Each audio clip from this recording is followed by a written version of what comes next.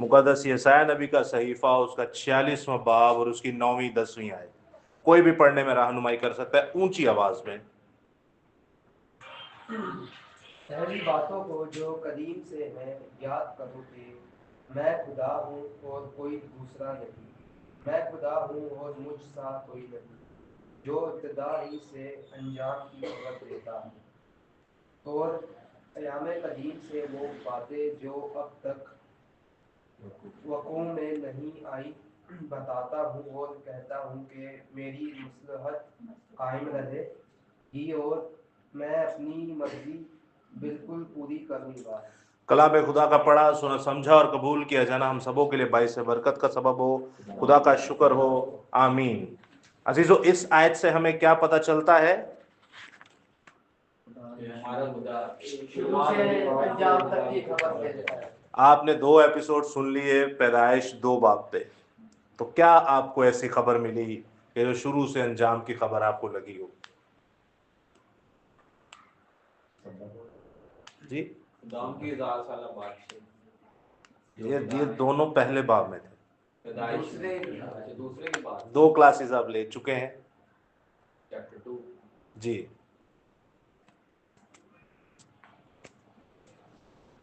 चलिए, ये चीजें आपने नोट करनी है।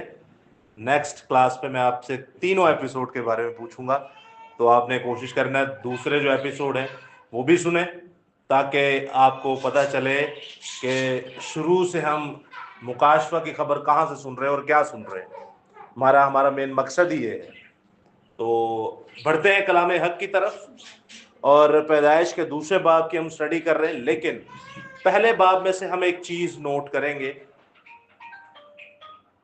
जो एक लफ्ज आया है पहला बाब, उसकी 26वीं आयत।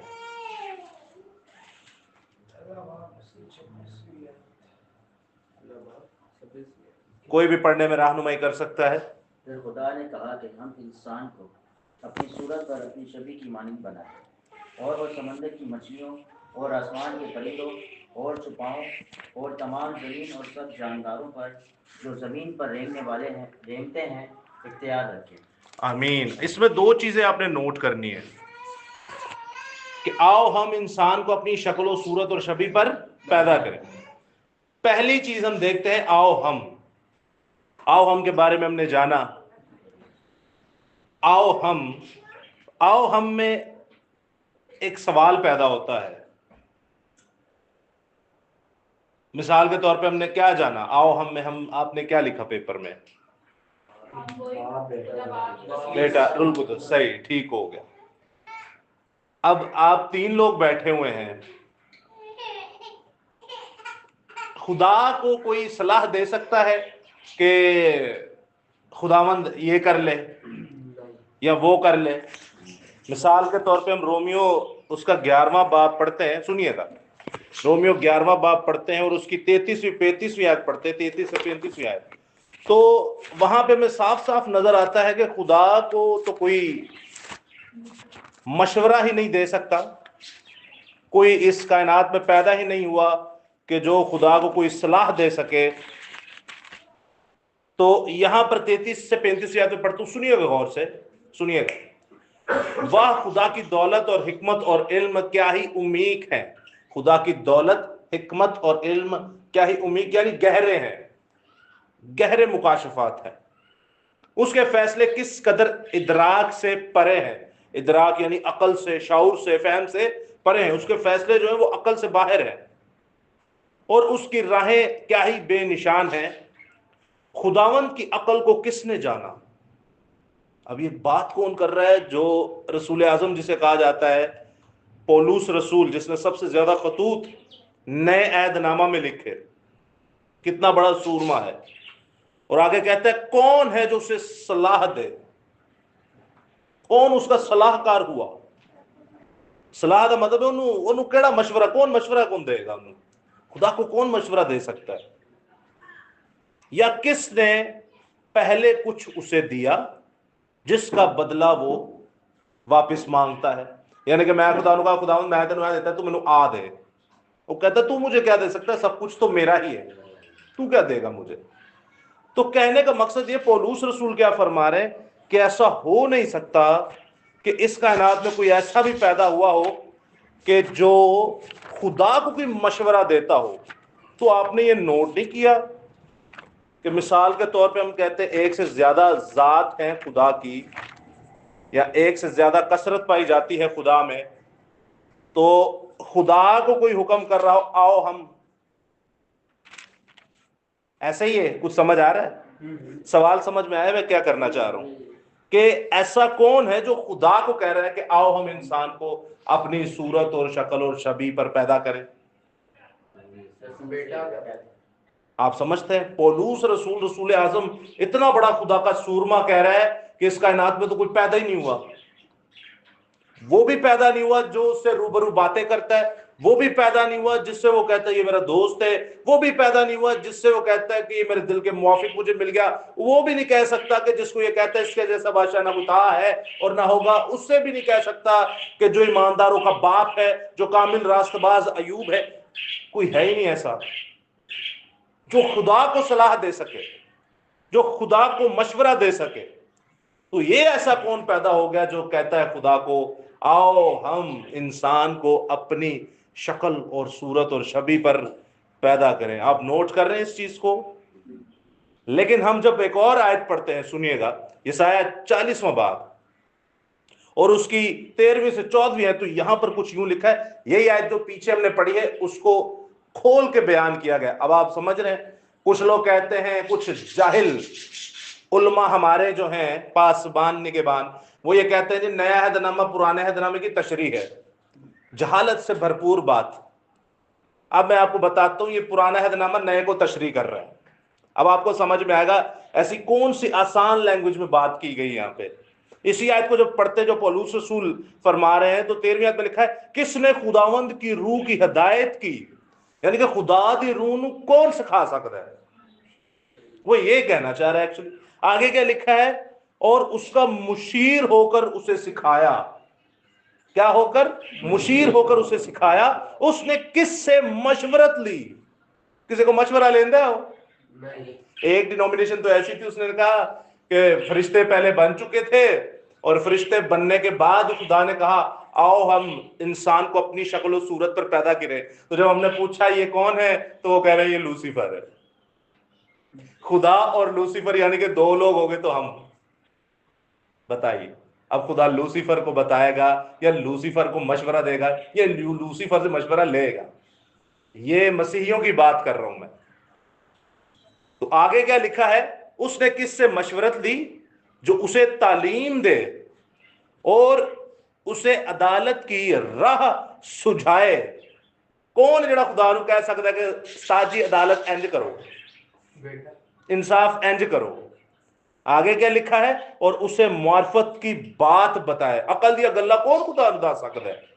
तो हक में कुल है, हिकमत का मंबा वही है, और उसे हिकमत की राह से आगाह करे। अब आपने एक लफ्ज गौर करना है, हम कैसे कह सकते हैं यीशु मसीह। अब यहां पे देखें कितना जरूरी हो जाता है कि बाइबल मुकद्दस, ये दो होंठ इसे इसीलिए कहते हैं ओल्ड टेस्टामेंट और न्यू टेस्टामेंट। ओल्ड टेस्टामेंट जो है ये किंग जेम्स वर्जन का ओल्ड टेस्टामेंट को उर्दू में कर दिया पुराना अहदनामा। ये पुराना नहीं है, खुदा का कलाम कभी पुराना नहीं होता। ये आप पहला अहदनामा कह सकते हैं, या फिर आप तनाख से कहेंगे जो हमारे सच्चे यहूदी बहन भाई लफ्ज इस्तेमाल करते हैं। तो यहां पर जब आप देखते हैं, और ये दो लब है, दो होंठ है, ये दोनों पढ़ेंगे तो समझ में आएगा, एक को पढ़ दे जाओगे तो कोई समझ नहीं आएगा। ऐसे ही है।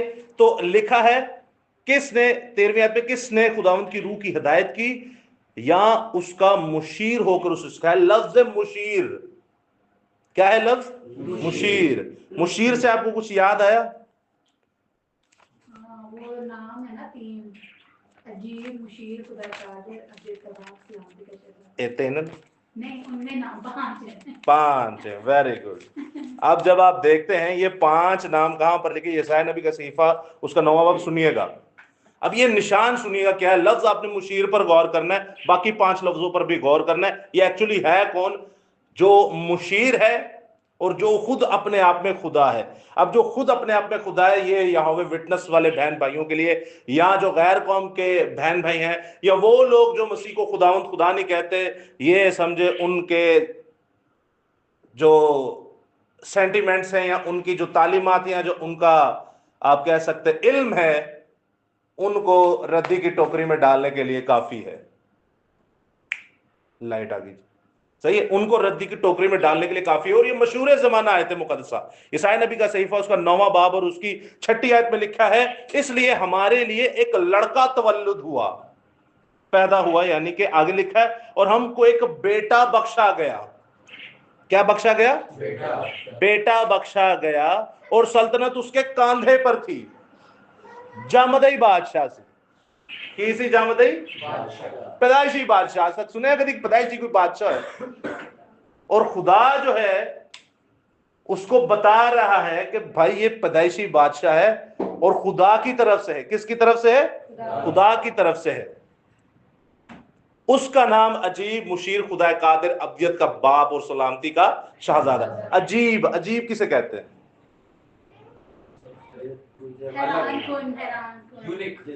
यूनिक। क्या है यूनिक? यीशु, ये यीशु मसीह की बात हो रही।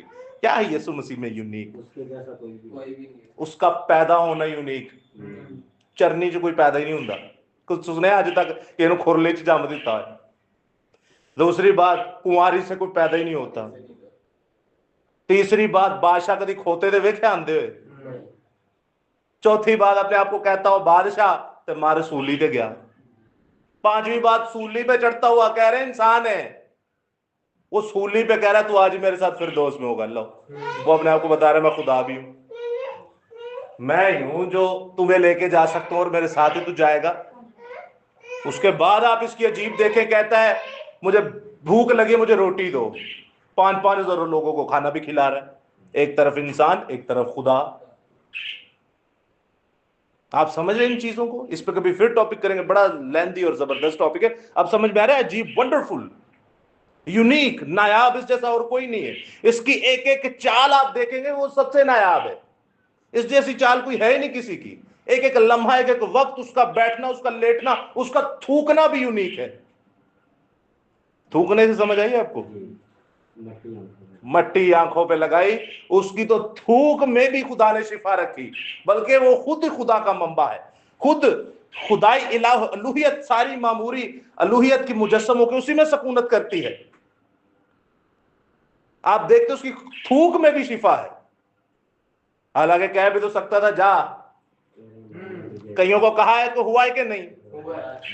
एक जो था जिसमें डीमन था और वो शागिर्दों से बदरू नहीं निकलती, बाइबल में एक जगह उसे मिर्गी कहा है, लेकिन आप उसकी जब और यूनानी जुबान में देखते हैं, नहीं, वो लुनेटिक था। मतलब चन्न दे नाल हो रही चन्न जिवें चौदहवीं का चन्न जिन्हों कहते हैं, वो उसको उसी वक्त होता था। और वो कहता है ये इसके अंदर जब आ जाता है तो कभी इसको आग में फेंक देता है, कभी पानी में फेंक देता है, इसकी जान लेने की कोशिश करता है। वो मिर्गी जैसे फिल्मों में हमने देखा, बड़ा डरावना सा सीन। तो यीशु मसीह जाग खड़े होते हैं, साए से वो सही हो जाता है। अजीब। अब आप एक चीज गौर करें कि ओरे थुक ला के मिट्टी ला के उन्होंने कह रहा है कि जा जाके शलौख दे कुएं दे विचों अपनी अखां धोले ते तू ठीक हो गया, तो कह ही देता, अपना साया डाल देता। इसको क्यों ये कहा? कुछ लोग बोलते हैं तो उन्होंने इसलिए करके दिखाया था कि बागे आदम ने उन्होंने अपने हाथ से आदम को बनाया। सनी भाई के लिए जोरदार ताली। वो बता रहा है कि भाई मैं वही खुदा हूं जिसकी रूह पानी की सतह पर क्या करती थी? मैं वही खुदा हूं जिसने अपने हाथों से आदम को बनाया है। जब वो मट्टी, अक्सर लोग कहते हैं जमीन पे की पहले खदा सी, औरत जो एनफिल में ओ भाई जमीन में वो लिख के आपको बता रहा है मैं वही खुदा हूं जिसने तुमको शरीयत दी है। ये वही हाथ है जो बेल्ट से बादशाह को हराने के लिए, मारने के लिए निकला और दीवार पर लिखता है। ये वही हाथ है जिसने मूसा को अपने हाथ से कवानीन लिख के दिए, वो अब लिख रहा है कवानीन। तो ये खुदा की कुदरत है। आप शुरू से अंजाम की खबरें यहां पे पढ़ सकते हैं। तो जिंदा खुदा हमें क्या बता रहा है कि मैं अजीब हूं, मैं मुशीर हूं। मुशीर को फिलहाल छोड़ते हैं। खुदाए कादिर, खुदाए कादिर अल गिबोर। खुदाए कादिर का मतलब है पालने वाला खुदा। और कई लोग कहते हैं कि जी ये इंसानों के लिए भी इस्तेमाल होता है, बादशाहों के लिए भी इस्तेमाल होता है। लेकिन जब आप अगली ही बाब में पढ़ते हैं, सुनिएगा 10वें बाब में जब आप पढ़ते हैं तो वहां पे है एक नुक्ता, एक बकिया यानी याकूब का बकिया खुदाए कादिर की तरफ फिरेगा। ये वही खुदा कादिर है जो कुंवारी जो पैदा हो रहा है अजीब मुशीर खुदा कादिर। स्ट्रॉन्ग नंबर भी दोनों के सेम, अल्फाज भी सेम और मतलब भी सेम, यानी कि खुदा एक कुंवारी से पैदा हो रहा है। अब वो समझना आपने कैसे, यही तो रूहुल कुद्दुस की गेम है सारी। हर किसी की समझ में थोड़ी आती है, ये मसीहों की समझ में नहीं आती। तो खुदा कैसे पैदा हो रहा है कुंवारी से, यही आप समझेंगे आगे। आगे लिखा है अबदियत का बाप, एवरलास्टिंग का फादर, फादर ऑफ एवरलास्टिंग। अबदियत का बाप है, फादर ऑफ एवरलास्टिंग, यानी कि अल्फा और ओमेगा, इब्तिदा और इंतहा, ये सब का बाप है। ये भी खुदाई सिफ्त और सलामती का शहजादा, ये खुद अपने आप में ही एक खुदाई सिफ्त है। ऐसा कोई कायनात में बादशाह नहीं है जिसके आने से मुकम्मल सलामती हो जाए। एक ही बादशाह आएगा जिसके आने से मुकम्मल सलामती होगी, और वो सलामती का शहजादा आपका और मेरा मुनंजी खुदावंद यसु अल मसीहा है। हालेलुया। अब जब लिखा है मुशीर, दूसरी क्वालिटी, मुशीर का मतलब है द काउंसलर। अजीब का मतलब है वंडरफुल, मुशीर कहते हैं काउंसलर को, एल गिबोर कहते हैं गॉड ऑलमाइटी, खुदा कादिर को एवरलास्टिंग फादर, अब्दियत के बाप को, और सलामती का शहजादा प्रिंस ऑफ पीस। एक प्रिंस ऑफ एयर के बारे में भी हमने पढ़ा था, हवा का हाकिम, उसको भी थोड़ी आगे देखेंगे। तो प्रिंस ऑफ पीस है ये प्रिंस ऑफ एयर नहीं है, ये प्रिंस ऑफ पीस है। लेकिन शैतान कॉपी करता है, वो भी प्रिंस बना फिरता है। तो जब आप देखते हैं लफ्ज यहाँ पे मुशीर, मुशीर लफ्ज जो है इसका मतलब है काउंसलिंग करना, काउंसलर, किसी को मशवरा देने वाला। क्या है किसी को मशवरा देने वाला, क्या है किसी को मशवरा देने वाला? तो कौन है ये मशवरा देने वाला कौन है? औरत से कौन पैदा हो रहा है? मुशीर कौन है? और काउंसलिंग का मतलब है सलाह करना किसी की, क्या करना? और मजे की आपको एक बात बताऊं, लफ्ज तोरा, तोरेत, शरीयत, कानून, हुक्म, इसका जो ओरिजिनल मतन में लफ्ज है तोरा, तोरा का मतलब भी सलाह देना है। अब बताएं खुदा में और तोरेत में क्या फर्क हुआ? खुदा है वो आपको सलाह दे रहा है, वो काउंसलर हुआ, मुशीर हुआ। तो काउंसलिंग में दे क्या रहा है? सलाह। सलाह क्या होती है? तोरेत, हुक्म, शरीयत। आप समझ रहे हैं इन चीजों को? तो यहां पर जब लफ्ज आया, क्या है? मुशीर। कौन है जो खुदा को मशवरा दे सकता है? यही हमने यसाया 40वां बाब उसकी 13वीं आयत में पढ़ा। किसने खुदावंद की रूह की हदायत की या उसका मुशीर होकर? कौन है? जिंदा खुदा का बेटा, यानी खुदा खुद ही अपना मुशीर है। खुदा खुद ही अपना मुशीर है। रूह जिस्म का मुशीर है और जिस्म रूह का मुशीर है। वो कहता है मैं बाप में से निकला और दुनिया में आया हूं, मैं और बाप एक है। जो मेरा बाप कहता है वो मैं करता हूं। अगर जो मैं कहूंगा और रूहुल कुद्दुस करेगा, खुदा का रूह वही करेगा। पहले बाप कह रहा है बेटे से, फिर बेटा कह रहा है बाप से। बेटे ने बाप को मशवरा दिया हो, बाप ने बेटे को मशवरा दिया हो, एक ही बात है, दोनों एक बराबर है। वो कहता है जब मुझे कायनात में कुछ ना मिला तो मैं अपनी हयात की कसम खा के तुमसे कहता हूं। कसम खाना मना है ना? लो, खुदा कहता है मैं अपनी कसम खा के कहना, अपनी कसम। अब कुछ लोग कहते हैं अपनी कसम क्यों खा रहा है? अपनी कसम खाने का मतलब है कि और कोई ऐसे लायक ही नहीं है जिसकी कसम खाए, कोई इस लायक ही नहीं है, किसकी कसम खाए? वो अपनी कसम खा के कहता है कि इसराइल को मैं मारूंगा लेकिन एक इसका बकिया छोड़ दूंगा। बकिया कौन है? जो कईयों में से थोड़े से रास्तबाज होते हैं, उनको कुछ नहीं करूंगा, वही तो मेरी निशानी है। वो जो 2 नंबर है इनको जरूर मारूंगा। यही मसीहों के साथ है। तो समझ रहे हैं आप इन बातों को कि मुशीर कौन है? मुशीर खुदा का बेटा यसु अल मसीहा है। दूसरी हमने पैदाइश 1 बाब में एक और बात सुनी आदम के बारे में कि आदम क्या है जी। इस आयत को दोबारा से पढ़िएगा। हाँ, पैदाइश 1 बाब उसकी 26वीं आयत, ऊंची पढ़िएगा और इख्तियार के बारे में सुनिएगा जी। फिर खुदा ने कहा कि हम इंसान को अपनी सूरत पर अपनी छवि पर की मानिंद बनाए और वो समुद्र की मछलियों और आसमान के परिंदों और चौपायों और तमाम जमीन और सब जानदारों पर जो जमीन पर रहते हैं इख्तियार रखे। आमीन। क्या रखे जी? इख्तियार। किस पे इख्तियार रखे? तमाम जमीन के तमाम जमीन के जानदारों पर क्या रखे? इख्तियार रखे। खुदा दा तमाम जमीन के जानदारा ते इख्तियार है सी कि नहीं? आदम दा भी है कि नहीं? खुदा पाक है कि नहीं? आदम भी पाक है कि नहीं? खुदा जलाली है कि नहीं? आदम भी जलाली है कि नहीं?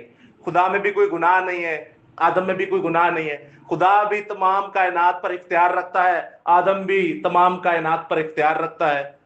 तेना जो फर्क की होया, खुदा की मानिद था कि नहीं? मानिद की बात कर रहा हूं, खुदा नहीं था। वो खुदा की तरह था कि नहीं? हो सकता है इंसान खुदा की तरह हो सकता है कि नहीं? कहते हैं कि मैं उसकी मानिद बनता हूं तो मेरी मानिद बना। कैसी बात है? आप लोग कह रहे हैं नहीं, वो बाइबल कहती है मेरी मानिद बनो क्योंकि मैं मसीह की मानिद हूं। वो बंदा अपने आप को क्या कह रहा है? मेरी मानिद बनो, मैं खुदावंद खुदा की मानिद हूं। ये वो बंदा बात कर रहे हैं जिसने कई मसीहों के कत्ल किए हुए हैं, लेकिन जब मसीहत में आया उसने मसीह को कबूल किया, सब खत्म। अब वो बोल रहे हैं मेरी मानिद बनो, मैं खुदावंद खुदा की मानिद हूं। आप कैसे कह सकते हैं इंसान खुदा की? ये वो बातें हैं, आप किसी गैर कौम के जाके आगे बात करें वो आपको गोली मार देंगे। कुफर बक रहा है। क्या बक रहा है? अपनी कौम के बारे में बात करें उनकी भी खोपड़े में नहीं आएंगे। खुदा ने आपको इस लेवल पर रखा हुआ है। वो आप आपने सुना नहीं, वो अपने आप को बिठा रहा है तख्त पे, फिर वो कह रहा है मैं और बाप बैठेंगे तख्त पे, मैं चाहता हूं तुम भी हमारे साथ तख्त पे बैठो। क्या फर्क रख रहे हो आप में? अपने आप में कोई फर्क नहीं है। ना खुदा बीमार होता है, ना आदम ने बीमार होना था। ना खुदा के लिए जमीन ऊंट कटारे उगाती है, ना आदम के लिए जमीन ने ऊंट कटारे उगाने थे। आप देख रहे हैं कि खुदा ने उसको किस लेवल पर बनाया। जमीन पर खुदा कुल कायनात का बादशाह, जमीन पर आदम को बादशाह बनाया। बाइबल साफ कह रही है सारा इख्तियार उसे दे दिया, सारा इख्तियार उसे दे दिया, सब कुछ उसे दे दिया। ला तू आज ऐश कर, तू शाहकार है। क्या है तू? शाहकार है। तेरे को मैंने बनाया है अपने हाथों से, तो तुझे मैं ये सब कुछ देता हूं। अब जिस जगह पर वो रह रहा है कि अंजदा हो सकता है गंदी हो, मैली हो, एक चीज ही खुदाई बन रही है, इल्हामी बन रही है, आसमानी बन रही है, तो जाहिर सी बात है खुदा जिस जगह पे उसको रख रहा है वो भी आसमानी ही है। वो भी क्या है? वो कुछ जमीनी नहीं है। बागे अदन जो था वो आसमानी है, वो जमीनी नहीं है।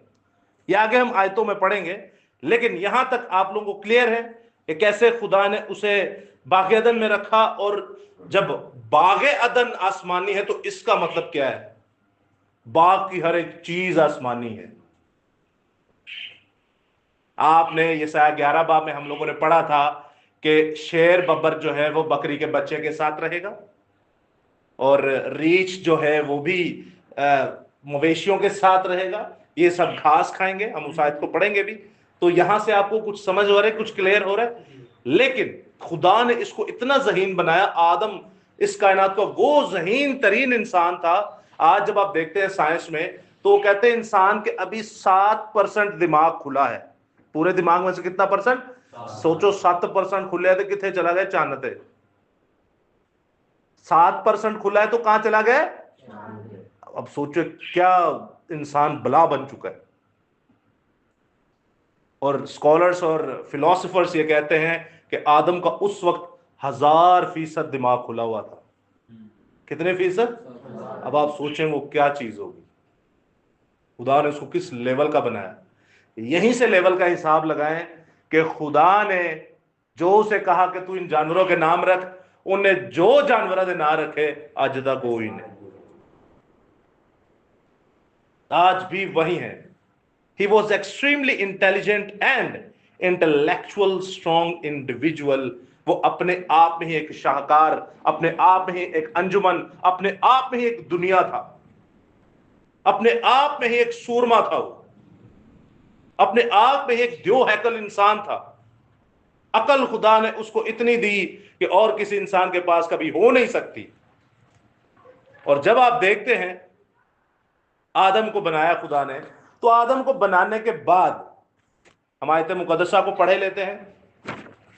आप लोगों ने पढ़नी है आयत।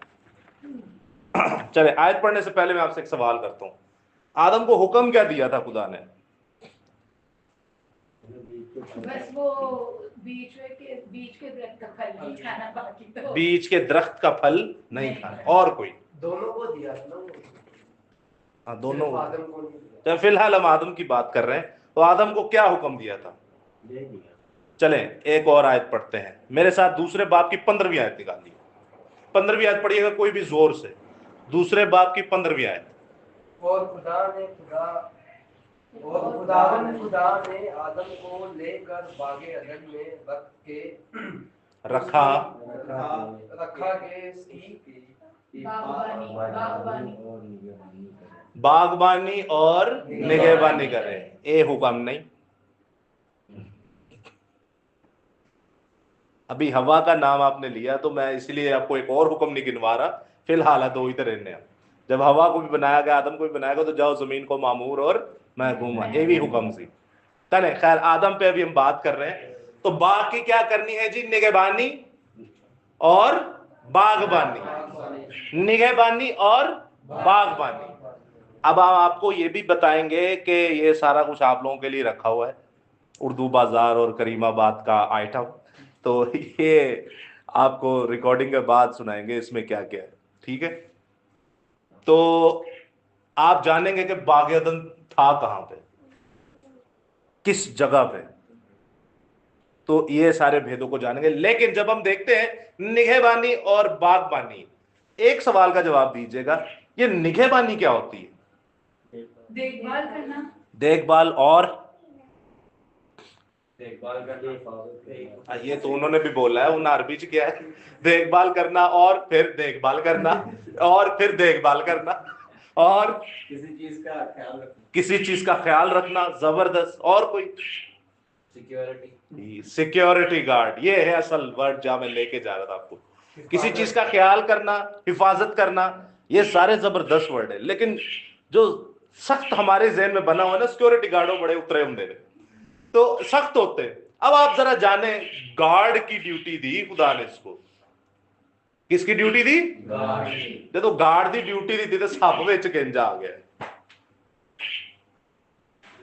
हाँ जी, क्योंकि चोर है। हाकमे कुल 1000% दिमाग खुला हुआ है, उनके आगे तो कोई कुछ चीज है ही नहीं, कुछ भी उसके ऊपर खुदा ने रखा है, ये सब उसके नीचे है, सब पे इख्तियार दिया हुआ है, वो कुछ भी कर सकता है। तो पहली गल बागे अदन चो आके गया, तो दूजा गल और बीवी नूं आके बहका रहे हैं। दाने इसलिए बताया अपने बाकी निगहबानी करना ताकि चोर न करना लगा।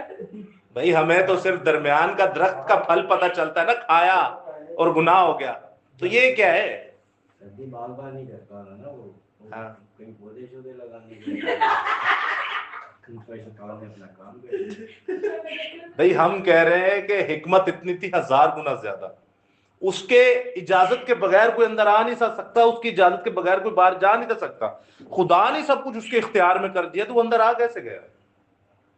दूसरी बात, लूसीफर के पास भी तो भाई इख्तियारात थे ना, गिराया बिल्कुल। तो उसके इख्तियारात ऐथे बैठे हैं, गिराया नहीं गया था, तब तो थे उसके पास। ऐथे ही बैठे हुए यहाँ।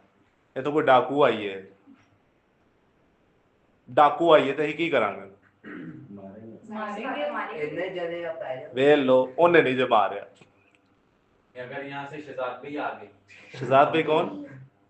शहजाद भाई जो आते हैं पार्टी, हम उनको नहीं मारेंगे ना, क्योंकि हमें पता है ये आते रहते हैं। हाँ, तो आप देखें एक अनोखी चीज है। अच्छा, कई लोग कहते हैं कि सांप का उन्होंने रूप धारा, कई लोग कहते हैं वो सांप में घुस गया। और मैं आपको मजे की बात बताऊं, ये दोनों थ्योरीज ठीक है। शैतान शेप शिफ्टिंग भी कर सकता है, बाइबल में लिखा है। क्या ही हर्ज है कि वो अपने आप को एक नूरानी फरिश्ता बनाकर भी पेश कर दे। है शैतान तो पेश नूरानी फरिश्ता, बता। ये खुदा ने उसे इख्तियार दिए हुए नीचे आके। नेगेटिव इख्तियार। अच्छा, दूसरा फिर आप देखते हैं अंदर तो वड़ दिए आए दे नहीं वेंदे रहने, तो ये दोनों थ्योरीज ठीक है। अब चले एक और ले लेते हैं, चाहे वो अंदर घुसा तो भाई फिर भी हमारे डैडी कहां थे, कैसे घुस गया भाई साहब, निगहबानी काहे की है। आज तो 7% दिमाग है, फिर भी मतलब लोग पकड़ उस वक्त 1000% था। तो हो सकता है ना, क्योंकि उसने रूम ले लिया सांप का, तो वहां तो हर तरह के चांदा। तो जब वो सिक्योरिटी कर रहे हैं तो फिर इसका मतलब है सिक्योरिटी टाइप भी नहीं है। बुआ जी सही कह रहे हैं, चले। पंजाबी में कहावत है, आप भी सही कर रहे हैं। दूसरा फिर आप ये देख सकते हैं, दूसरा आप ये भी देख सकते हैं कि शायद ओवर कॉन्फिडेंस हो, क्योंकि इंसान के अंदर ना एक ओवर कॉन्फिडेंशियल चीज जो है ना, खासकर स्पिरिचुअल ओवर कॉन्फिडेंस इंसान बड़ी जल्दी हो जाता है। मिसाल के तौर पे ऐसे कुछ आ गया है ना, तो एम ही लोगों को टोंदा फिरेगा, अरे गाल सुना है, सवाल का जवाब दे नहीं, अंदर जा दफा तू की काम कर रहा है। हाँ, तो आपने ऐसा देखा है कि नहीं, आपको आता चुप रहे, वो पूछे फिर छोड़े नहीं। आपको क्या जरूरत है किसी को जाके अल्लाह शरीक, मतलब आप दूसरों को काफी लोग हैं ऐसे। नहीं वो इस तरह का नहीं, वो देखिए इसमें फर्क है थोड़ा, वो किसी और एंगल से करते होंगे। कुछ लोग होते हैं किसी को नीचा दिखाने के लिए, या फिर आप ये कह सकते हैं कि कुछ लोग होते हैं कि किसी को जज करने के लिए कि यार ये इतना बड़ा खादिम है तो क्या इसको ये चीज पता है कि नहीं। इन दोनों में फर्क है। सही है, सवाल आप करें, अच्छी बात है, कोई मसला नहीं, आप किसी को जज भी कर सकते हैं। तो ये चंदे दे हो भाई, वो नौकर है, आप मालिक है। सवाल नहीं करता, ये डायरेक्ट आपका नाम लेकर बोलता है। आपने मरेगा। तो आगे जब आप देखते हैं तो हम ये भी नहीं कह सकते ओवर कॉन्फिडेंस, लेकिन आप खुद ही हिसाब लगाइए ना कि जब निगहबानी दी है तो पहला हुक्म तो यही टूट गया। वो अंदर कैसे आ गया, आके फिर उसी की बीवी से गपशप कर रहा है। और जी किया ना उस टाइम भी रहा और जी किया। अब जब देखते हैं, हम इनकी तरफ बाद में आते हैं, पहले हम देखते हैं बीवी साहिबा, हमारी वालदा माजदा अम्मा हवा। हम लोगों ने इफ्सू की किताब में पढ़ा था शैतान इब्लीस जो हवा का हाकिम है, हवा का हाकिम है। तो भाई ने एक ने कहा था, आशिर ने, कि हवा जो बिल्कुल सही कहा था उन्होंने, सुनने में ऐसे ही लगता है हवा का हाकिम शायद हो। तो वहीं से तो serpent seed theory, Mormons theory के शैतान ने मिलाप किया तो हाँ कायन पैदा हुआ। लेकिन वो लफ्ज है हवा, क्या है लफ्ज? नहीं वो एयर नहीं है, वो अम्मा है हमारी, जिंदाओं की माँ, तमाम जिंदाओं की माँ। ये हवा जो है वो है हवा। क्या है? हवा। अब आप लफ्ज याद करें, हवा। ये क्या क्या कैसे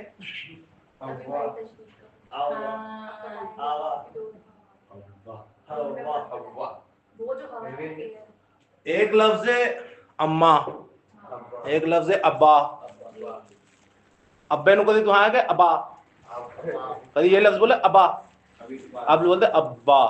अब्बा, अम्मा। एक लफ्ज है अल्लाह, अल्लाह नु कदी अल्लाह पढ़े, अल्लाह, समझ रहे हैं आप? फिर एक लफ्ज है मुकद्दस, बाइबल के लफ्ज है मुकद्दस। मुकद्दस पढ़े हैं कदी? फौरन क को एक ही दफा पढ़े, मुकद्दस, कुद्दूस। कुदूस भी कुछ लोग बोलते हैं, वो गलत बोलते हैं। ये है लफ्ज कुद्दूस। एक लफ्ज बिल्ली, बिल्ली कहने हैं, बिल्ली बिल्ली।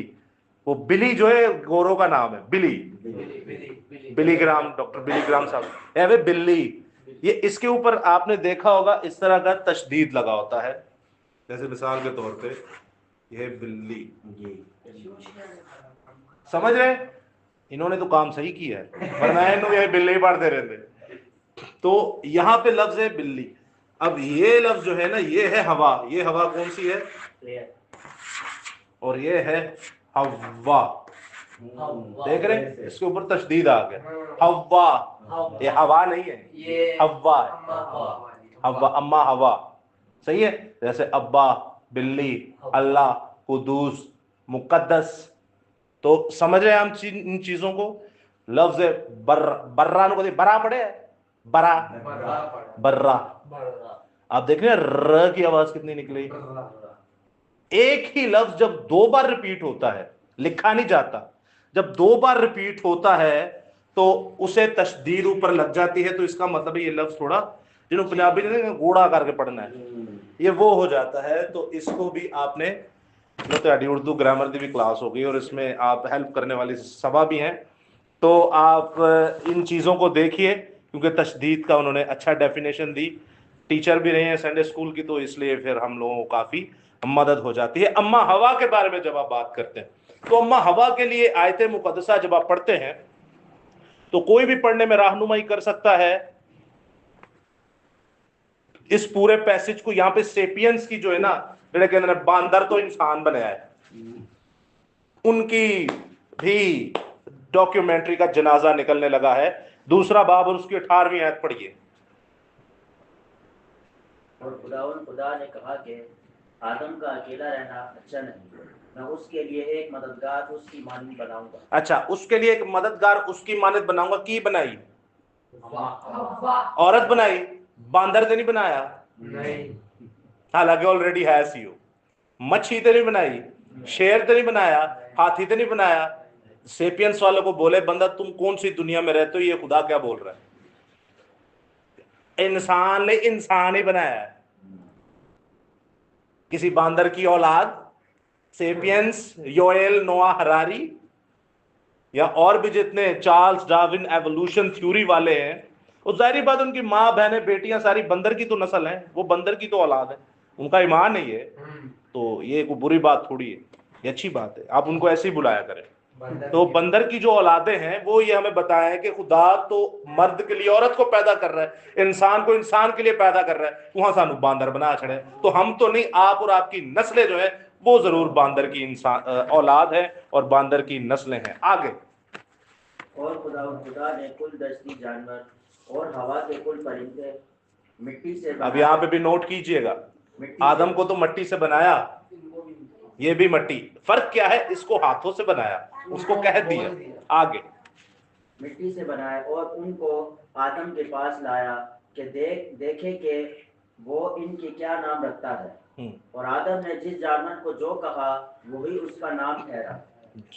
और आदम ने कुल चुपाइयों और हवा के परिंदों और कुल दस्ती जानवरों के नाम रखे, और आदम के लिए कोई मददगार उसकी मानद ना मिला। लफ्ज क्या है जी? मददगार। क्या है लफ्ज?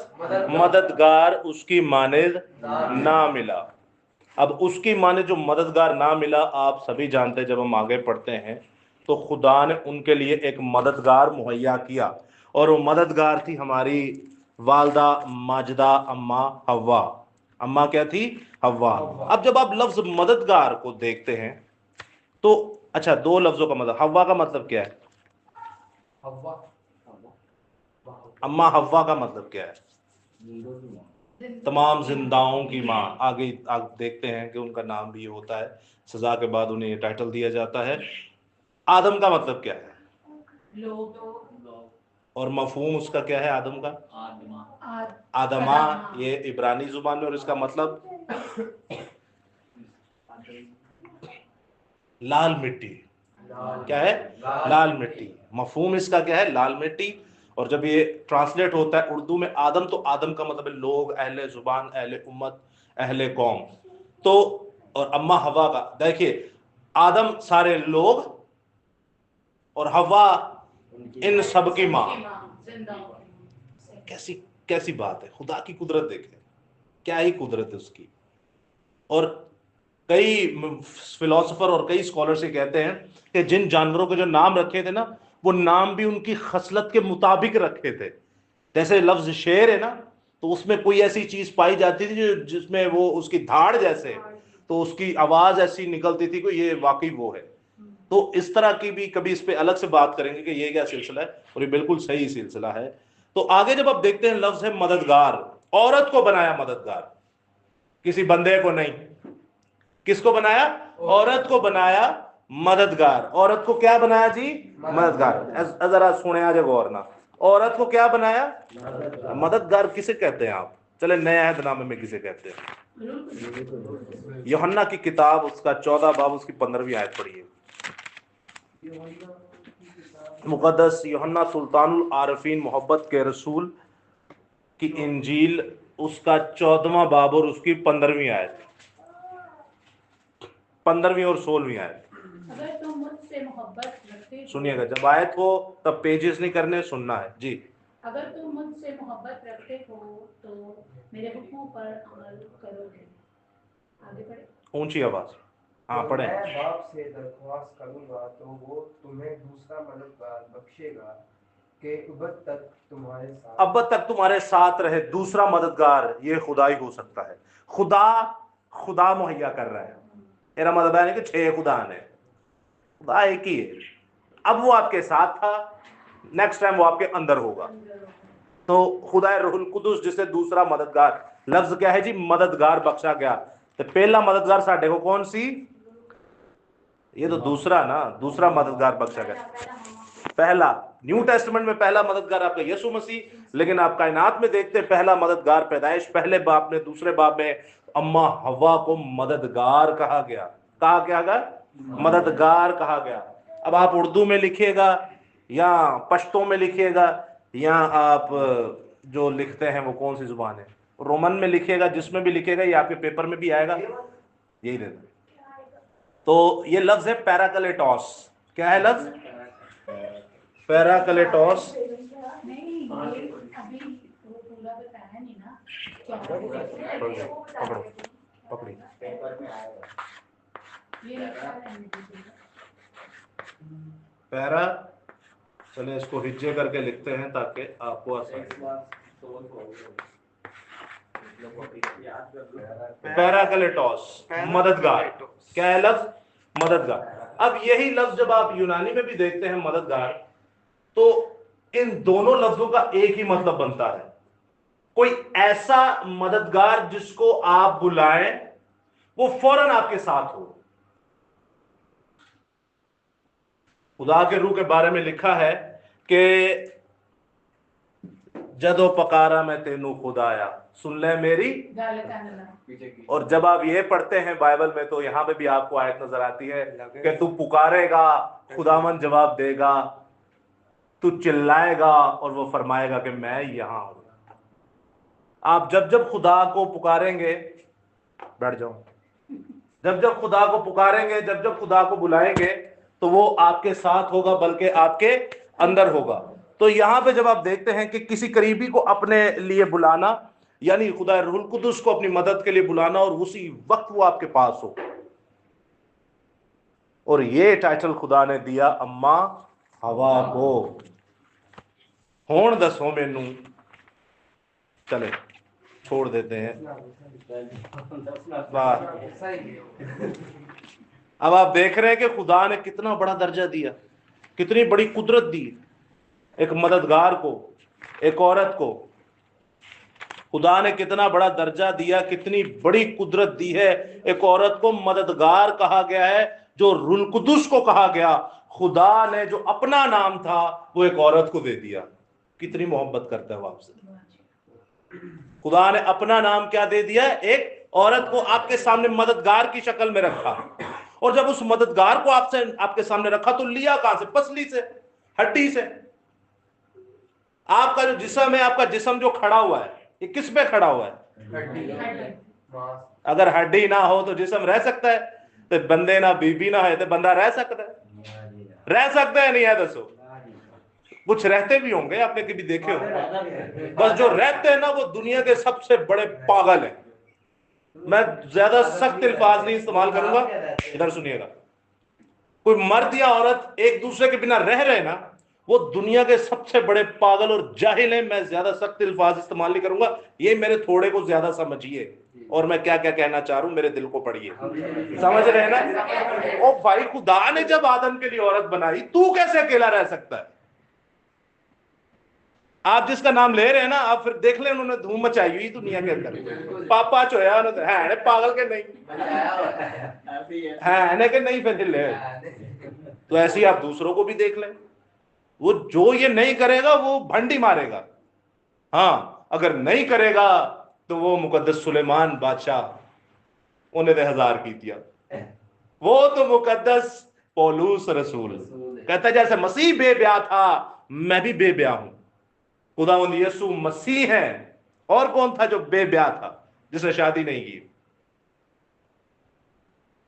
यीशु मसीह के ही चले रिश्तेदार थे। आपको एक छोटा सा हिंट देते हैं, यूहन्ना इस्तबागी थे, जिनको कोई लेना देना नहीं, शादी किसी चीज से कोई लेना देना नहीं, जंगल में रह रहे, ऊंट के लिबास पहना हुआ है, शहद और टिड्डियां खा रहे हैं, जिंदगी भी वहीं गुजार रहे हैं, कोई दुनिया से लेना देना ही नहीं। उदाहरण यीशु मसीह को देखें, वो इसका मतलब वो ये नहीं कह रहे कि तुम शादी ना करो, इसका मतलब वो क्या कह रहे हैं कि जिड़ी जरूरी चीज है वो कर लो। मुकद्दस पौलुस रसूल को देखें, उनकी शादी थी, और आप देखें कि उनकी सास को खुदा ने शिफा दी, लेकिन आप देखें उनका काम कैसा बड़ा काम था।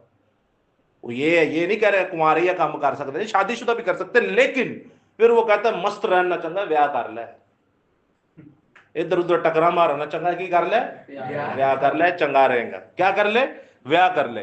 कई लोग आपने देखे होंगे जिनकी शादी होती है और वो कोई मर जाते हैं, कोई हस्बैंड या वाइफ उनका, तो वो नहीं करते, तो उनका एक जुमला होता है, मैंने तो ये एक देखा हुआ है इंसान, तो वो ये कहता है कि कहते हैं कि जी मेरी खुदा से शादी होगी। क्या होगी? अच्छा, हमारे ही आप ही के ग्रुप के अंदर आप जानते हैं बंदों को, वो दो जने कहते हैं हाँ ब्याह नहीं कराना, साड़ी खुदा नहीं होगी, और एक कार वाले उन्होंने पीछे टुट पे रहे, वो इन्हों दे दिखराओ, इन्हों दे दिखराओ। तो आपका फिर नजर भी आना चाहिए ना वैसा। आपने जिनों का नाम लिया वो कहते हैं हमारी खुदा से शादी हो गई है, वो बस देख ले कर क्या रहे, कैसी शादियां करवा रहे हैं, बंदे बंदे दी ते बीबी बीबी दी, आ लो अपनी ने तू कीती कोई नहीं, तो दूजे का बेड़ा कर ले हैं, आपनी तू करन नहीं दिया, तो बंदे दी बंदे ना कराई जाना, ते बीबी दी बीबी ना कराई जाना है कोई वेखो मत। ते जे होरी होई हुंदी ना तेरी अकलदानी छट हुंदी। कुछ ये देखे ना, मैं ये नहीं कह रहा कि जेड़े कर लेंदे ने वो बड़े कोई नफीस और बड़े पाक और बड़े कोई जलाली लोग हुंदे ने, वो भी चार आते तू अगे ही हुंदे ने। अब मसला पता क्या है, खुदा ने एक इंसान का जोड़ा बनाना था और बनाया उसको क्या? मददगार। क्या बनाया? मददगार। खुदा ने एक अपना टाइटल उसे दिया और बनाया हड्डी से। किससे बनाया? हड्डी से। हड्डी इंसान का जिस्म है और जिस्म के अंदर पाई जाती है हड्डी। हड्डी ना हो तो इंसान का जिस्म किसी काम का नहीं है। इस कायनात में जितने भी जानदार आप देखते हैं, बहुतेरे, पौधों को छोड़ दें, कीड़े मकोड़ों को छोड़ दें, जितने जानदार आप देखते हैं सब में हड्डी पाई जाती है। सब में क्या पाई जाती है?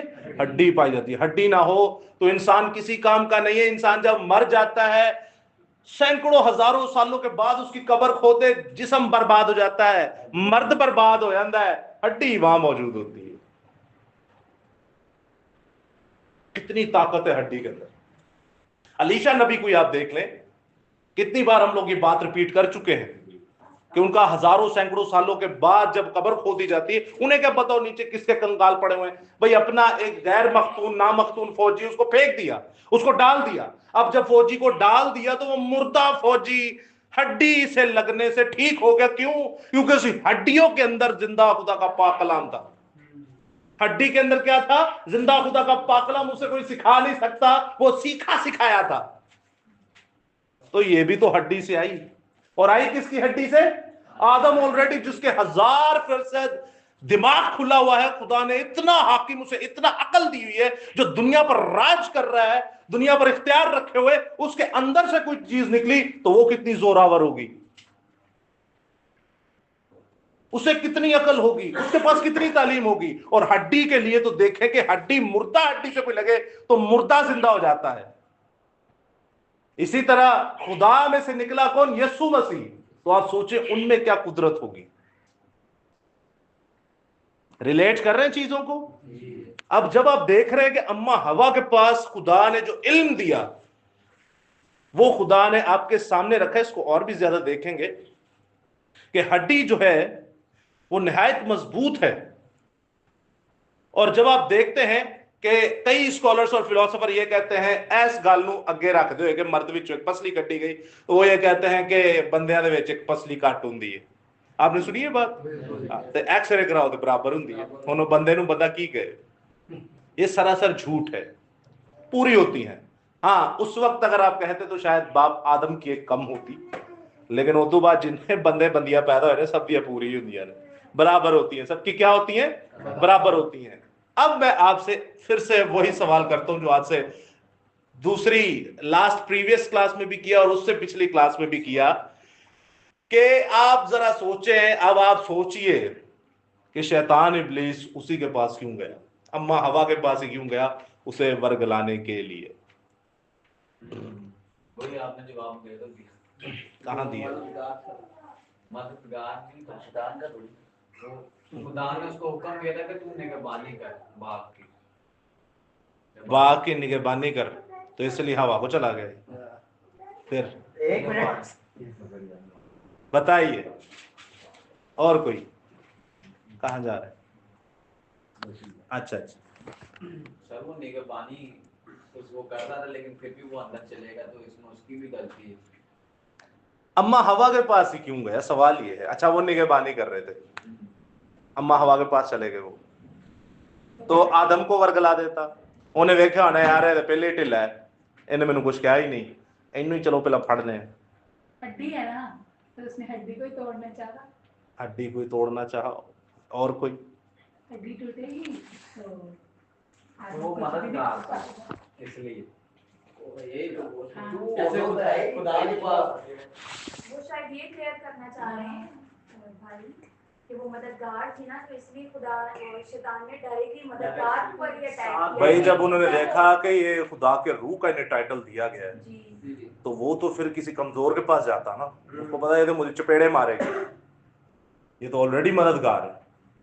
ऐसे तो वो आप देखें मसीह, यीशु मसीह के पास गए ना, तो क्या हाल हुआ, बिल्कुल बेइज्जती करवा क्या हाल हुआ उसका। तो यहाँ पे भी उसको पता था ये तो डायरेक्ट मददगार है, पैराक्लेटोस है, तो ये तो कमजोर बंदे के पास जाते ना, थोड़ा जो उससे हम जैसे समझ रहे हैं इन चीजों को। अच्छा वकार भाई ने एक चीज नोट की थी, इन्होंने मुझे मैसेज पे बताया, तो मैंने कहा चले आप बताइएगा। जी वकार भाई। तो अम्मा वाले पास इसलिए भी आता है कि वो तीसरे बाब में इसका जिक्र है। एक मिनट, सांप के कुल 10 जानवरों, मतलब सांप जो था सबसे चालाक था ना, और सांप ने कहा कि ना, जब वो औरत से कहा, अम्मा हवा से कहा कि तो वाकई खुदा ने कहा कि इस दरख्त में से कोई फल में से ना खाना, तो फिर उसने जो आखिर में जवाब दिया था हवा ने,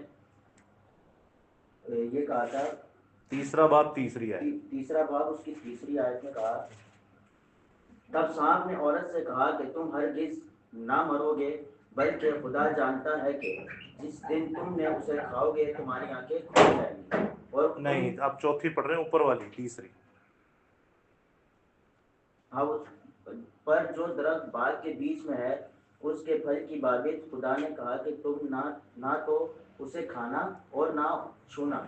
मतलब खुदा ने कहा था खाने से मना किया था, छूने से मना नहीं किया था। नहीं, क्या खाना- कहना? खाना ना छूना वरना मर जाओगे, मतलब छूना भी नहीं। छूने को ज्यादा कह दिया था ना उन्होंने। वकार भाई ये कहना चाह रहे हैं कि खुदा ने कहा था कि बीज के दरख्त का फल ना खाना, ऐसे ही खुदा है। ने ये हुक्म दिया था, लेकिन अम्मा हवा ने कुछ ज्यादा कह दिया। चले मैं आपके सामने आयत पढ़ लेता हूँ, दूसरा बाब उसकी 17वीं आयत है, सुनिएगा इधर, मोबाइलों को छोड़ दें। लेकिन नेक व बद की पहचान के दरख्त का फल कभी ना खाना, क्या ना करना, कभी ना। अब यहाँ पे लिखा है ना खाना, अम्मा हवा ने कहा ना खाना ना छूना। सांप को ज्यादा होशियारी आप नोट कर रहे हैं? दिखाई थी ना, ऐसे तो होशियारी दिखानी अकल तो चाहिए। पहले से ही बहुत ज्यादा थी आदम में, तो एटीट्यूड ज्यादा आ गया था ना। एटीट्यूड नहीं, ओवर कॉन्फिडेंस। और confidence। तो आप देखते हैं इन चीजों को, खुदावंद यीशु मसीह के लिए आसमान खुल गया और वहां से आवाज आई कि मेरा प्यारा बेटा है जिससे मैं खुश हूं। फिर दूसरी बार आवाज आई, फिर तीसरी बार जब यूनानी मिलने आते तब आवाज आई। जिरे लिए आसमान खोल के आसमानों तो डायरेक्ट खुदा की आवाज आती है और सब सुनते हो, उनका कॉन्फिडेंस कैसा होना चाहिए। लेकिन उन्हें अपने आप को जब्त रखा, डाउन टू अर्थ। अपने आप को जब्त रखा। हम यहाँ पे ये नहीं कह सकते कि वो और कॉन्फिडेंस है, लेकिन आप जरा सोचिए ना अपनी हिकमत से, क्या हो सकती है ऐसी बात। खुदा कह रहे हैं ना खाना, हालांकि ये बात अच्छी है। मिसाल के तौर पे मैं आपको कहता हूं ये किताब है भाई, इसको ना खोलना, आप आके कहते हैं इसको ना खोलना ना इसको छूना, तो ये ज्यादा अलर्ट है भाई। छुओगे नहीं तो खोलोगे नहीं, छुओगे तो दिल करेगा खोलने का। तो हालांकि ज्यादा अलर्ट बात है, लेकिन याद रखिएगा प्लस या माइनस आप जब भी करते हैं तो आप खुदा की बादशाही में रह नहीं सकते। पता है क्यों? क्योंकि खुदा ने जो हुक्म दिया है उसने कुछ सोच के ही दिया है, उसने कुछ सोच के ही दिया है। आप ये नहीं कह सकते मेरे पास हुक्म ज्यादा है या मेरे पास अकल कम है, और मेरे पास अकल ज्यादा है या आपके पास अकल कम है। अब ये लफ्ज जो है बढ़ाया तो बिल्कुल गया है, और बाइबल में लिखा है तू एक लफ्ज ना बढ़ाना एक नुक्ता ना घटाना, ना एक नुक्ता बढ़ाना ना एक नुक्ता घटाना। एक तो वजह ये है। लेकिन चले, कई स्कॉलर्स तो ये कहते हैं, आप कहते हैं जी एक वजह एक नुक्ता ना बढ़ाना ना घटाना, तो इसका मतलब वो खुदा की फिरदौस में भी नहीं जाएगी। हम कहते हैं वो खुदा की सूरमा है, आज भी जिंदा है, खुदा की जलाली नबिया थी, खुदा की बेटी थी, रसूल थी, आप जो भी कह सकते हैं उनके लिए वर्ड, वो आज भी जिंदा है, मैं ईमान रखता हूं। तो एक आयत ये भी कहती है कि जो एक नुक्ता बढ़ाएगा और घटाएगा वो खुदा की फिरदौस में दाखिल नहीं हो सकता। फिर आप क्या इस कॉन्ट्रडिक्शन को देख सकते हैं? खुदा की भाषा में होंगी या नहीं होंगी? बढ़ाया और घटाया आपके सामने। जो उन लोगों के लिए जो सर गलत बात करते हैं, जो गलत बात को ज्यादा चढ़ावा देते हैं, जो उन लोगों के लिए आयत कोट करती है, तो हालांकि बात उन्होंने अच्छी की, अलर्ट करने की बात ही, लेकिन सांप चढ़ाकर होशियार, तो उनको ये उन्होंने ये ज्यादा कुछ कह रही है, तो इससे मैं ये कह देता हूँ आगे जब उन्होंने कहा ना तब सांप ने औरत से कहा। जी यशवा भाई, मैं एक अपनी मेरी बड़ी ब्रिलियंट स्टूडेंट है, फीमेल है, मैं उनके सामने बात कर रहा था। मैंने कहा ऐसे ऐसे चल रहा है। कह रहे पास साहब मैं तो सुन रही हूँ, मेरी बेटी भी साथ सुन रही है, और कह रही ये चीजें ऐसी हैं कि मेरे लिए तो पहले ही एक मुसीबत थी, पैदाइश की किताब। मुसीबत से मुराद मुश्किल बहुत थी, लेकिन अब जो आपने समझाया है, एक ही बाप के ऊपर आपने इतना टाइम लगाया, अब मुझे पता चला ये इतनी मुश्किल क्यों थी। आप एक बाप में 7-8 घंटे लगा रहे हैं। अब आप सोचे ना ये इसमें क्या है, एक बाप के अंदर ऐसा है क्या? आप 5 मिनट में पढ़ रहे हैं उसको। आपने फिर दुनिया में कहीं सुना भी नहीं इस तरह का सिलसिला। ये सिलसिला खुदा ने हमें दिया है और हम मुबारक हैं और हम शुक्र अदा करते हैं उसका। तो आप समझ रहे हैं इन बातों को। अब आप सुनिएगा कि वो खुदा की फिरदौस में हो सकती है कि नहीं। कईयों ने कहा हाँ, कईयों ने कहा नहीं। मजे की बात बताऊं, वो फिरदौस ही तो बाहर गई थी। क्या आप बागे अदन को खुदा की फिरदौस नहीं समझते? सानू फिरदौस आसमान ही नजर आता है। वो क्या कहता है, जब तुम मेरे कलाम की मुनादी करोगे आसमान की बादशाही वहीं कायम हो गई। लो, किसी ने पूछा अच्छा कितने खुदा दी बादशाही? उन्होंने कहा जिथे 2 या 3 मेरे ना तो काम शुरू कर लेंगे ना, वही मेरी बादशाही कायम हो गई। आप इसी वक्त यहां पर बादशाही उसकी लगा सकते हैं। तो उस वक्त वो खुदा की बादशाही में तो थी, खुदा की फिरदौस भी तो थी, तो बाहर हुए कि नहीं? लेकिन एक और वजह जो बड़ी मिस्ट्री है, जो ऐसा गहरा भेद है, क्या शैतान इब्लीस ये जानता था कि औरत की नस्ल से जो आएगा वो मेरे सर को कुचलेगा? कैसे जानता? तो ये तो तीसरे बाप की बात हो रही है, अब तो दूसरे में, हम दूसरे में अभी हैं और हम ये पढ़ रहे हैं कि उस वक्त तो गुनाह का कोई तस्वुर ही नहीं आदम और हवा के अंदर। अच्छा, मैं सवाल को ट्विस्ट कर रहा हूं, गुनाह का तो कोई तस्वुर ही नहीं है, तो कैसे वो ये सोच सकता है कि यार उनको क्या, उसको क्या लेना देना इससे? भाई गुनाह है ही नहीं, उनको पता ही नहीं गुनाह क्या है। उनको क्या पता हो इसके अंदर से जो पैदा होगा वो मेरा सर कुचलेगा? पैदा तो बागेदन के बाहर होने के बाद हुए, तो तब तो कोई ऐसा सिलसिला था ही नहीं। उसको काय की टेंशन थी?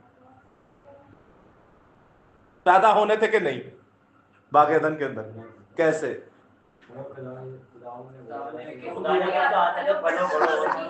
बिल्कुल, जो हमने चौथा हुक्म पढ़ा, खुदा ने क्या कहा? पहले तो कहा बाग की निगहबानी, बागबानी, फल नहीं खाना, और चौथा जो सबसे पहला जो खुदा ने शर्त रखी, शरीयत रखी, वो आप पहले बाप के अंदर ही देखते हैं। क्या लिखा है आप मेरे साथ सुनिएगा। 28वें आयत में लिखा है पहले बाप की, और खुदा ने उनको बरकत दी और कहा कि फलो बढ़ो और जमीन को मामूर और महफूज करो। उसको पता था मैं हूं गलीज, मैं हूं नापाक, मैं हूं गुनाहगार, लेकिन ये जो जलाली है इनमें से पैदा भी जलाली ही होगा।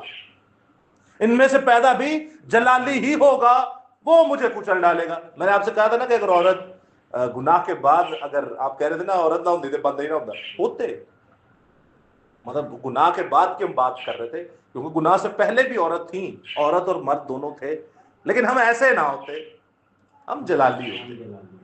लेकिन आप खुदा देखें मौत में से कैसे जिंदगी को पैदा कर रहे हैं। अब उसे पता था कि ये जो है, इसको मैं अगर नहीं मारूंगा तो इसमें से निकल आएगा, और आएगा किस में से? औरत में से।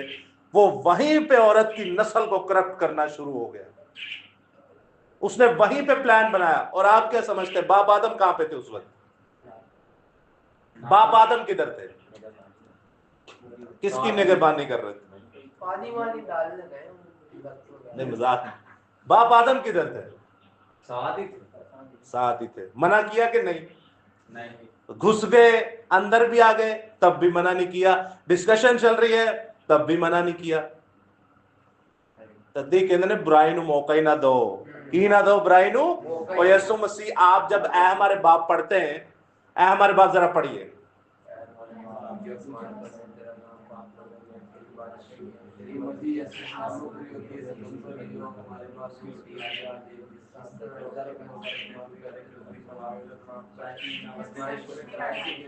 हमें आजमाइश में ना डाल, हमें आजमाइश में ना डाल, हमें आजमाइश में ना डाल। वो कहता है बिला नागा दुआ करो ताकि आजमाइश में ना डलो। क्यों? उनको पता है डले तो ये गए। ये ऐसे नहीं है कि आजमाइश का मुकाबला कर सके। ए आजमाइश पे तो गए, ये ऐसे नहीं है कि उसका मुकाबला कर सके। वो कहता है जागो और दुआ करो ताकि आजमाइश में ना पड़ो। रोज नहीं पढ़ने है हमारे बाप।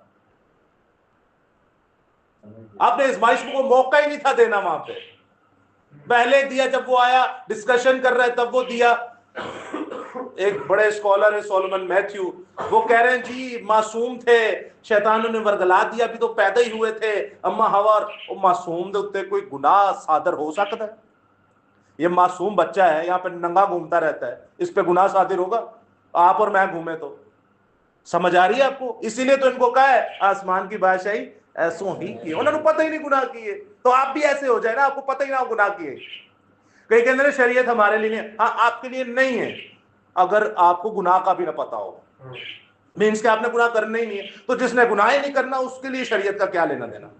वो है ही जलाली, उसके अंदर ही खुदा है। तो जय ही कारण है तो फिर शरीयत भी साढ़े ले जय। आप समझ रहे हैं बात को? अगर जो मासूम संत फिर उन्होंने तो गुनाह के इंज सादिर हो गया, तो खुदा फिर क्या मासूम है वो गुनाह डाले जा रहा है? अच्छा, कई कहते हैं जी देखे वो कई मसरूफ थे और अम्मा हवा ने जाकर उनको धोखे से खिला दिया। तो बाइबल में तो लिखा है कि जो एक इरादतन गुनाह होता है और एक सहवन गुनाह होता है। इरादतन वो जो इरादा करके आप गुनाह करते हो उसकी सजा है। सहवन वो जो आपको नहीं पता। मिसाल के तौर पे मैं एक वक्त था, मुकद्दसा मां मरियम की फोटो लगाई, यीशु मसीह की फोटो लगाई, उन्हें चूमा भी करते थे, चाटा भी करते थे, लेकिन जब पता चला बुत परस्त थी निकाल दिया। हालांकि ना वो यीशु मसीह की तस्वीर थी ना मुकद्दसा मां मरियम की, वो तो बुतों की और शयातीन की तस्वीरें थी। समझ रहे आप बात को? लेकिन जब तक नहीं था पता तब तक मैं बचा हुआ था, लेकिन जब पता चल गया अब उसके बाद भी आप ये काम करेंगे तो फिर मुआफी नहीं है। सहवन गुनाह की तो मुआफी है, सहवन गुनाह का तो गुनाह ही नहीं जाता क्योंकि इसको पता ही नहीं है। तो आप ये भी नहीं कह सकते कि उनको नहीं था पता जाके उनको धोखे से खिला दिया। वो वहीं पर मौजूद था, जैसा टाइगर भाई फरमा रहे हैं और बड़ा खूब फरमा रहे हैं। वो वहीं पर मौजूद था, उसको पता था सब ये क्या हो रहा है, उसको सब पता था ये क्या हो रहा है, लेकिन क्या किया? खा लिया। क्या किया? खा लिया। हुक्म खुदा के सारे ही टूट गए। जब एक टूटता है फिर सारे टूट जाते हैं। अब शैतान का तो प्लान ठीक हो गया, अज क्यों सानू वर्गलांदा मरदा वे, गुमराह क्यों करता है? तो बादशाही तो उसकी है। बाइबल कहती है वो इख्तियार वाले हैं, कुदरत वाले हैं, आसमानों पर राज करते हैं। तो यीशु मसीह नहीं कहते जमीन का खुदा, जमीन के खुदा ने इनकी आंखों पर पट्टी बांधी हुई है, तो जमीन पर खुदा है। नहीं चाहता ना कि हम आसमान की बादशाही में जाएं, वो कहता है यही गलत हो जाए, यही दफा। और जबरदस्त जवाब है। सर वो मुकाशवा में नहीं लिखा हुआ, आपने बताया था कि वो औरत की नस्ल पे उसको गुस्सा आया, फिर वो अज़दहा फिर वो उसकी जबरदस्त, ये है टू दी पॉइंट जवाब। ਉਹਨੇ ਦੇ ਹੁਣ ਆਦਮ ਤੇ ਹਵਾ ਨੂੰ ਬੇੜਾ ਗਰਕ ਕਰ ਛੜਿਆ। ਉਹਨੂੰ ਪਤਾ ਹੈ ਇਹਨੂੰ ਜਿੰਨੇ ਪੈਦਾ ਕੀਤਾ ਹੈ ਇਹਨੂੰ ਠੋਕ देगा। मेरा काम से गुमराह करना। क्या था मेरा काम? अब जिसने इसको पैदा किया वो इसको मार देगा। मारा उसने, क्या किया उसने? मारा उसने। लेकिन जब मारने के बाद उनके कहा और बाहर अपनी बादशाही से बाहर निकाल दिया, तो आप जरा देखिए, जाते जाते भी खुदा की कुदरत देखे। सजाएं क्या दे रहा है? आपको लगता है ये सजाएं? आदम को क्या कह रहा है? चल तू दे ऊंट कुटारे करेगा तो तू कौन से पसीने की खाएगा? खून पसीने की खाएगा। कौन से पसीने की खाएगा? खून पसीने की। जरा मेरे साथ निकालिए तीसरा बाब। मुंह के पसीने की सॉरी, कौन से पसीने की? मुंह के पसीने की। मुंह के पसीने, खून पसीने की नहीं, मुंह के पसीने की। उसके बाद जमीन तेरे लिए क्या करेगी? ऊंट कटारे उगाएगी। उसके बाद आप देखते औरत को कि तू दर्द हमल से बच्चा पैदा करेगी, और ये कायनात का सबसे बड़ा दर्द है। बच्चा पैदा होने के बाद वो दर्द खुद ही ठीक हो जाता है, खुशी के मारे। अच्छा, तीसरी शैतान को भी सजा दी गई, लेकिन एक सजा जो थी वो शैतान को फिर खटक गई। उसने कहा तेरे दरमियान, तेरी और औरत के दरमियान, तेरी नस्ल के दरमियान और औरत की नस्ल के दरमियान। पहला थे तेरी और औरत, फिर तेरी नस्ल और औरत की नस्ल, जो आज हम चल रहे हैं, जिसमें से यीशु मसीह पैदा हुआ। औरत की नस्ल जो आज तक कोई पैदा हुआ है, जिसका भी देख ले बाप से नस्ल चलती है। कोई पैदा हुआ है? कायनात में एक ही है जो औरत की नस्ल से पैदा हुआ है, जिसका बाप का नाम है ही नहीं। और अगर आप लगाने की कुदरत रखते हैं तो खुदा लगाएंगे आप। वो अपने मुंह से कह रहा है मैं बाप में से निकला और दुनिया में आया हूं। अपने मुंह से कह रहा वो है औरत की नस्ल। अब वो कह रहे तेरी नस्ल और औरत की नस्ल तुझ में और औरत में, दोनों में अदावत डालूंगा। जो औरत की नस्ल से पैदा होगा वही तेरे सर को कुचलेगा। और वो, और तू उसकी एड़ी पे क्या करेगा? वटदा है कि नहीं? आज वटदा है। बीमार होंदे हो कि नहीं? ठुड्डे पेंदे ने कि नहीं? चपेड़ा पेंदियां ने कि नहीं? ऐसी जगह ते यीशु दा नाम ला के लो ते अग लाने की कोशिश करते ने कि नहीं? चर्चा नु साड़ते ने कि नहीं?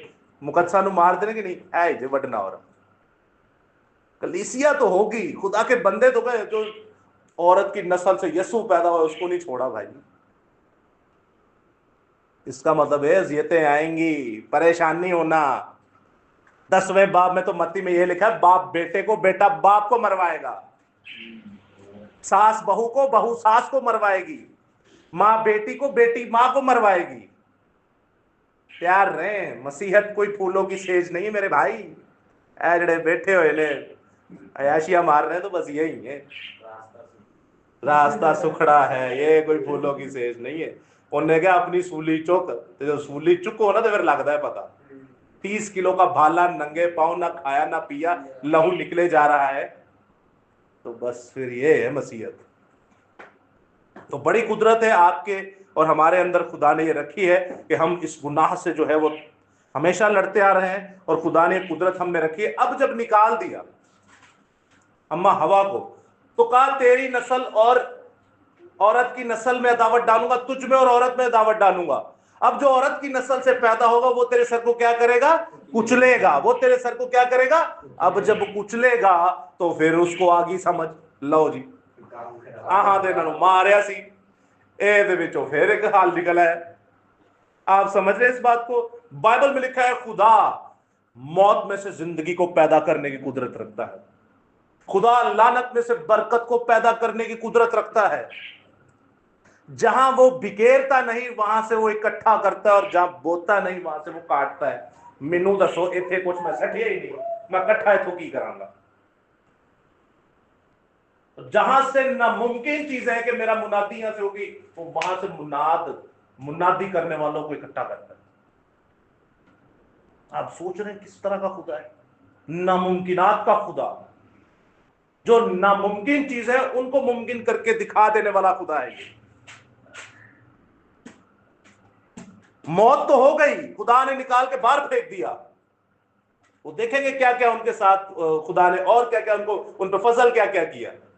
सब कुछ हो गया, निकाल के बाहर फेंक दिया, लेकिन खुदा ने साथ ही एक वार्निंग भी दे दी शैतान नु कि तेरी जान में हाले भी नहीं छड़नी, चल तू अपना ते कम कर ले, ठीक है मेरे बंदे ढिले पै गए, नो प्रॉब्लम। पर फिर भी इस हालत दे विच भी, इस हालत के अंदर पहले तो जलाली थे, अब बीमारियां भी होंगी, अब लानतें भी होंगी, अब बेरोजगारी भी होगी, अब मरना मराना भी होगा, अब अपने भी छोड़ जाएंगे, अब धोखेबाजी भी होगी, अब पैसे के लिए गर्दनें भी कटेंगी, अब लानतें भी होंगी, अब झूठ फरेब भी होंगे। पौलुस रसूल अपनी पूरी लिस्ट गिनाता है, मैं दरियाओं के खतराओं में रहा, मैं समंदर के खतरों में रहा, मैं मौसम के खतरों में रहा, मैं नंगेपन के खतरों में रहा, मैं भूख और प्यास में। एक लफ्ज जड़ा कहना ना, उसने मेरा दिल चीर दिया था, मैं भाइयों के खतरों में भी रहा। लो तो यसु मसीह भी भाइयों का ही खतरा सी, भाई लै डुबया। क्या कहता है, मैं भाइयों के खतरों में भी, दस उन्हें क्या हुन ऐ सारा काम करके तू मेरी मनादी करेगा, पहला तो तू शैतान का सिर ऊंज ही कुचल देना ही, चल हुन सारा ऐ भी नाल कर। लेकिन निजात का रास्ता फिर उसने औरत ही में से पैदा किया। समझे आप इन चीजों को? सो खुदावंद आपको बड़ी बरकत दे, खुदावंद हमेशा आपके साथ हो। खुदावंद ने चाहा तो नेक्स्ट टाइम इसको और ज्यादा कोलैबोरेट करेंगे, इसको खोलेंगे खुदा रूल कुदुस के वसीला से। सो गॉड ब्लेस यू ऑल। जय मसीह की जय, यीशु दी हर शाह यीशु।